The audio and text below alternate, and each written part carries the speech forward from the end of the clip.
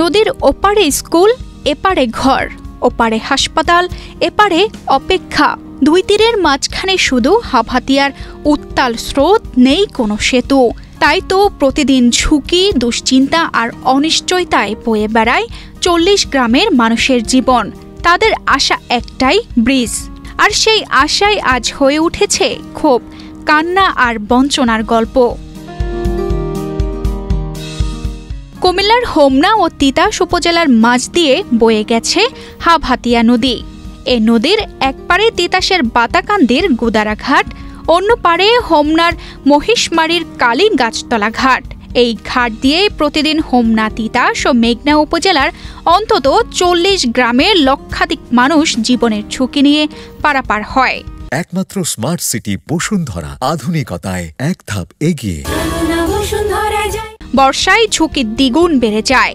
স্রোতে নৌকা ঘাটে ভিড়তে পারে না, আর রাতে নৌকা চলাচল তো বন্ধই থাকে। ৫-৬টা ইউনিয়নের প্রায় ৩০-৩৫টা গ্রামের প্রায় ৫০-৬০ হাজার মানুষের দৈনন্দিন জীবনের যে চলাফেরা বা দুই হোমনা তিতাসের যে সেতুবন্ধনটাকে আরও যাতায়াত ব্যবস্থায় সহজতর করার লক্ষ্যে এই হাভাতিয়া নদীর উপর একটা ব্রিজ অতি সত্বর জরুরি। স্কুল, কলেজ, বাজার, হাসপাতাল প্রতিদিনকার প্রয়োজনেই দীর্ঘ ভোগান্তির মধ্য দিয়ে যাতায়াত করতে হয় গ্রামবাসীকে। শুকনো মৌসুমেও স্বস্তি নেই। নদীতে কচুরিপানা জমে নৌকা আটকে পড়ে। স্রোত আর কচুরিপানার কারণে ঘাটে ঠিকমতো নৌকা ভিড়তে পারে না। কিছুদিন আগে মনে করেন কস্তুরি জাম লেগে যাবো, না নৌকা এদিকে আইতে পারে না। বছরের পর বছর ধরে ব্রিজ নির্মাণের দাবি থেকেও বাস্তবায়ন দেখা যায়নি। মাথাভাঙ্গা, মহিষমারি, যদুব্বর মানে ওই এলাকার মানুষ এই দিক দিয়ে চলাচল করতে পারে।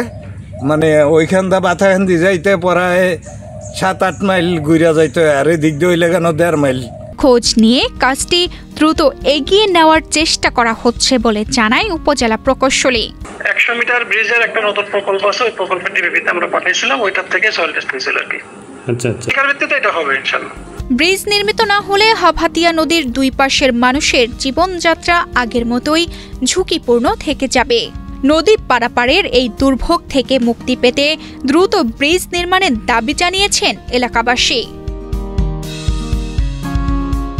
তানজিদা রহমান, ইনায়া, বাংলাদেশ প্রতিদিন।